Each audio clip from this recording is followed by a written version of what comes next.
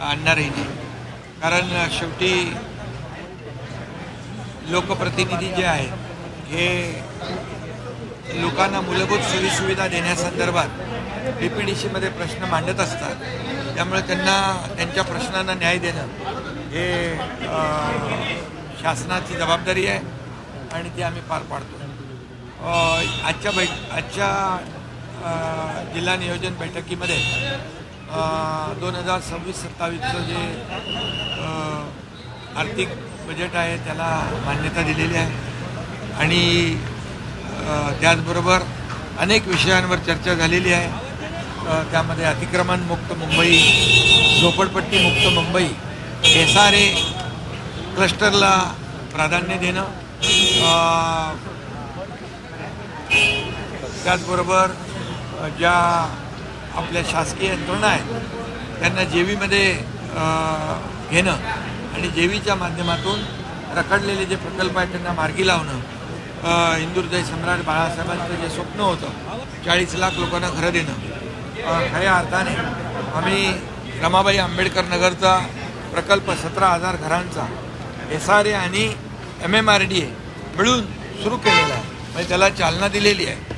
त्यामुळे भविष्यामध्ये झोपडपट्टी मुक्त मुंबई, खड्डेमुक्त मुंबई, प्री मान्सून वर्क याच्यावर देखील चर्चा झाली. पावसाळ्यापूर्वी करण्याची कामं सर्व यंत्रणांना सूचना दिलेल्या आहेत की कुठल्याही परिस्थितीमध्ये पावसाळ्यामध्ये खड्ड्यांचा त्रास लोकांना होता कामा नये.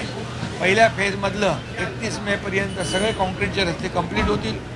दुसऱ्या फेजमधले देखील 90% कंप्लीट होतील आणि त्यामुळे जे तिसऱ्या फेजचं काम पावसाळ्यानंतर सुरू होईल आणि जे डांबरी रस्ते आहेत ते डांबरी रस्ते पावसाळ्यापूर्वी सुस्थितीत आणण्याच्या सूचना मी दिलेल्या आहेत. नाले सफाईच्या बाबतीमध्ये देखील सूचना दिलेल्या आहेत. ज्या ठिकाणी पाणी वॉटरलॉगिंग होतं, पाणी साचतं, ते स्पॉट देखील माहिती आहे आणि त्यामुळे तिथं देखील मोठ्या प्रमाणावर यंत्रणा बसवण्याच्या सूचना दिलेल्या आहेत.